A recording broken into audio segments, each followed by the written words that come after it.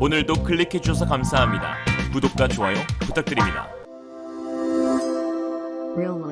인도 국방부가 하나 디펜스의 K9 자주포 바지라 100문을 추가 도입하기로 하였습니다. 지난 28일 인도 매체 타임스 뉴스에 따르면 인도 국방부는 인도 고산지대이자 중국과의 분쟁 지역인 라다크 지역에 K9 바지라 자주포 100문을 추가 배치할 것이라고 밝혔는데요. K9 바지라 100문은 구자라트주에 위치한 인도 방산업체 L&T 생산시설에서 라이센스 형식으로 제조된다고 합니다. 인도 매체에 따르면 내년으로 예정된 RFP 제안 요청이 당초 계획보다 빠르게 진행된 것은 중국과의 영토 분쟁이 자칫 국지전으로 갈 수 있다는 우려에서 비롯된 것이라 하였습니다. 인도 매체 더 프린트에 따르면 동부 라다크 화력 증강의 주된 목적은 다름 아닌 중국 때문이라고 콕 집어 말했는데요. 사실 최근 중국과 인도는 라다크 지역을 두고 종전하는 분위기로 흘러가고 있어 인도군이 앞당긴 자주포 도입은 예상외라는 지적이 많습니다. 지난 9월 8일 인도 정부는 인도군과 중국군 모두 국경 분쟁 지역인 히말라야 산맥 서부 고그라 스프링 고지에서 철군을 시작했다고 영국 가디언지가 보도했습니다. 보도에 따르면 인도 정부는 이날 성명을 통해 철군은 양국의 조정과 계획에 따라 이루어지고 있다며 국경의 평화를 유지하기 위한 것이라고 밝혔는데요.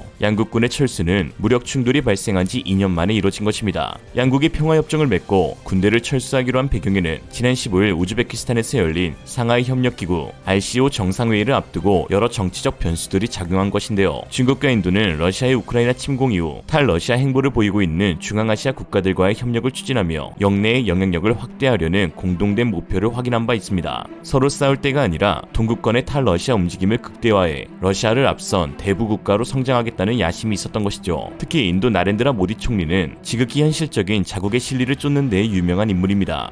SCO 정상회의 이후 중국과 인도는 러시아 푸틴 대통령과의 만남을 이어갔는데 푸틴 면전에다가 지금은 전쟁이나 할 때가 아니다 라는 이야기를 하기도 했습니다. 시진핑 역시 푸틴의 우려의 목소리를 전하며 형님 러시아를 지키고 본격적인 다자무대의 영향력 확대 기회를 노리고 있는 것이죠. 결국 모디 총리와 시진핑의 회담을 통해 양국은 군대를 철수하기로 합의하였고 9월 17일 위성 사진에서도 라다크의 15번 순찰대 근처에서 중국 캠프가 제거된 것이 확인이 되었습니다. 인도가 검토한 위성 사진에서는 지난 2년간 인민해방군이 세운 건물들의 해체를 확인할 수 있었죠. 아니 그렇다면 왜 라다크에서 군대를 철수하기로 합의해놓고서는 인도는 K9 바지라 100문을 추가 생산하면서 그 이유로 중국을 콕 집어 언급했을까요? 그건 인도가 중국을 너무 몰랐다는 데에 있습니다. 최근 중국에게 뒤통수 당한 것인데요. 중국은 겉으로는 군대를 철수하는 듯 하였지만 실제로는 야금야금 인도의 영토를 착취하고 있었기 때문입니다. 2019년 인도 육군 보급부대에서 근무하고 현재 라다크에서 목장을 운영하고 있는 스토브가이스 씨는 인도 정부가 자국 영토의 비무장 지대를 조성함으로써 중국에 상당한 토지를 빼앗겼다고 말했습니다. 그 근거로 중국 유목민들이 쿠그란 계곡에서 소를 방목하고 있는 정황이 발견되고 있다고 하였는데요. 그는 중국 인민해방군이 중국인의 보호를 핑계삼아 우리 마을을 점령할 날이 머지않았다고 말하였죠. 라다크 지역구 의원인 인도의 콘초크 스탠진도 현지 인터뷰에서 전형적인 중국식 토지 약탈 방식이 진행되고 있다. 그들은 먼저 유목민들을 보내고 방목지에 대한 권리를 주장하며 그 다음 인민해방군 군인들이 그 지역을 점령한다 라고 하였죠.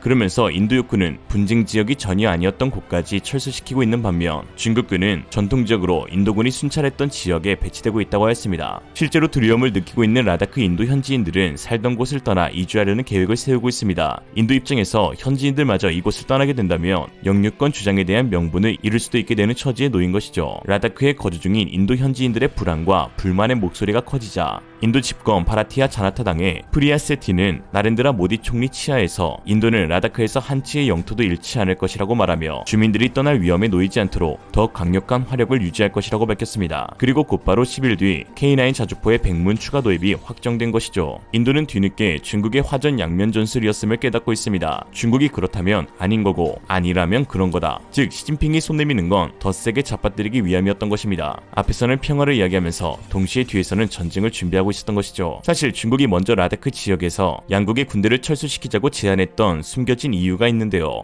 바로 중국의 최신형 자주포의 개발이 늦춰지고 있기 때문입니다. 인도는 한국 하나 디펜스가 현지에 구축한 설비 및 생산기술 이전으로 인해 자국이 원하면 언제든지 100문에서 300문가량 만들 수 있는 체계가 잘 갖춰져 있는 반면 중국의 자주포는 새로운 모델이 개발될 때마다 치명적인 결함이 발생하면서 양산이 매번 늦어지고 있는데요. 이미 중국산 자주포는 K9과 한 차례 맞붙은 적이 있었는데 당시 가루가 되도록 처맞고 그 형편없는 성능을 전 세계에 드러낸 바 있죠. 2019년 카슈미르를 둘러싼 인도 파키스탄 간 전쟁 당시 파키스탄군은 중국산 SH-1 150mm 자주포 36문으로 인도군을 공격했습니다. 인도군은 그해 첫 실전 배치한 K9 열문으로 파키스탄을 맞섰는데요. 단순 수량비 3.6대 1이라는 불리한 전력에서도 K9은 목표 사격 지점을 정확히 타격한 반면 SH-1은 표적을 타격하지 못하였습니다. 특히 차륜형 자주포인 SH-1은 K9의 공격에 제대로 방어하지 못해 속수무책으로 당했고 K9은 뛰어난 방어 능력으로 적의 선제 공격에도 바로 반격을 가하여 수적 열세에도 불구하고 대승을 거뒀습니다.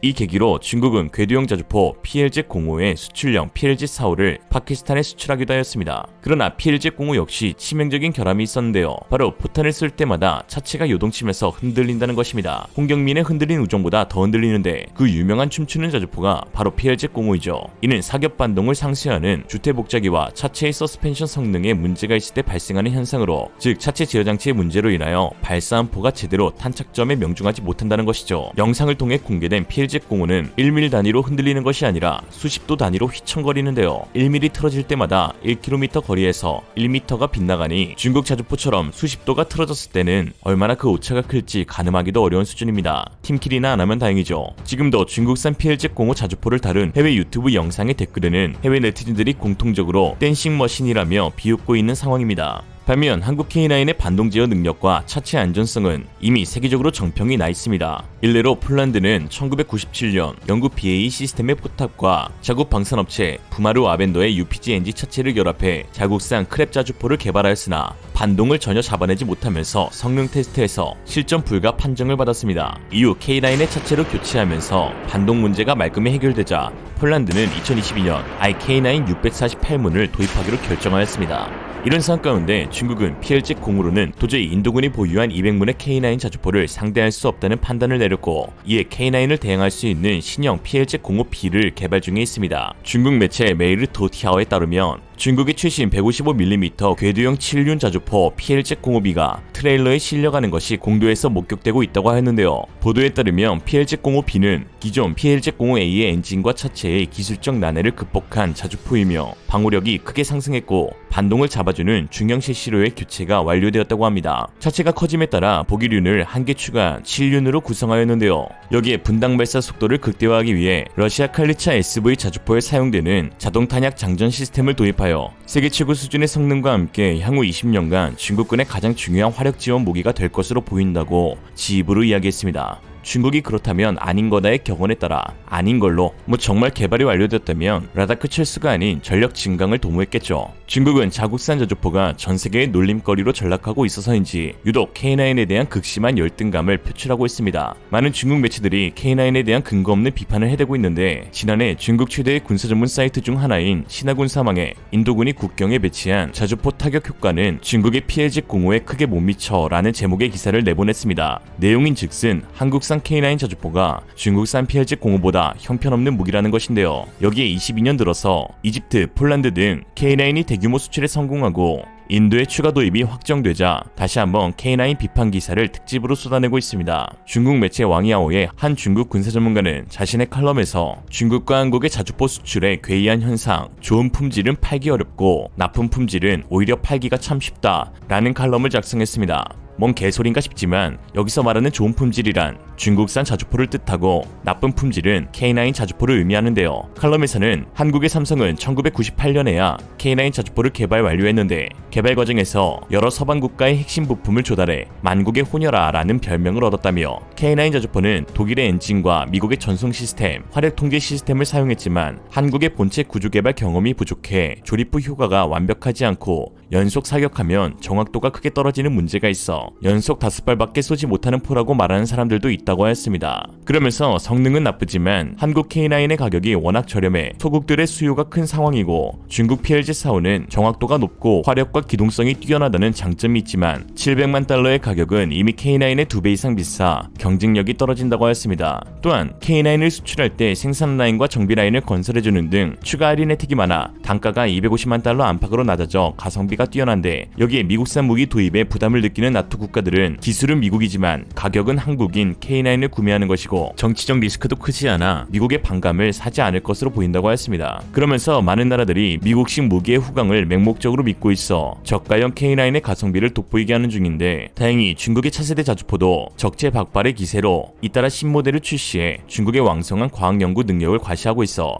머지않은 장래의 중국산 자주포는 더 많은 수출 실적을 올릴 수 있게 될 것이고, 곧 세계방산 시장에서 중국 무기가 최고의 위치에 오를 수 있을 것이라고 했습니다. 뭐 듣다 보니 한편으론 다행인 듯한데요. 중국이 이렇게 계속 정신 못 차리고 자국산만 애용해준다면 우리야 고맙죠. 중국 제발 자주 국방해줘. 메이드 인 차이나 이 한마디로 모든 것이 정리됩니다. 한국산과 차이나. 중국이 오히려 스스로를 과신할 때 한국에게는 기회가 찾아오는 형국인데요. 중국산 믿다가 큰 코 다친 국가들은 한국산 무기를 찾고 있고, 중국산 무기에 대항할 무기로 한국산 무기를 또 찾고 있으니 말입니다. 이런 걸 두고 중망한대라고 하죠. 중국이 망하면 한국이 대박난다. 오늘의 한 줄평, 어르신 말 틀린 거 하나 없다더니 이름대로 살아간다라는 말이 딱 맞습니다. 한국 K방산, 일본 족방산, 중국 C방산. 이상으로 리얼리즘이었습니다. 여러분의 생각은 어떠신가요? 현명하고 지혜로운 여러분의 의견을 지금 댓글에 남겨주세요. 감사합니다.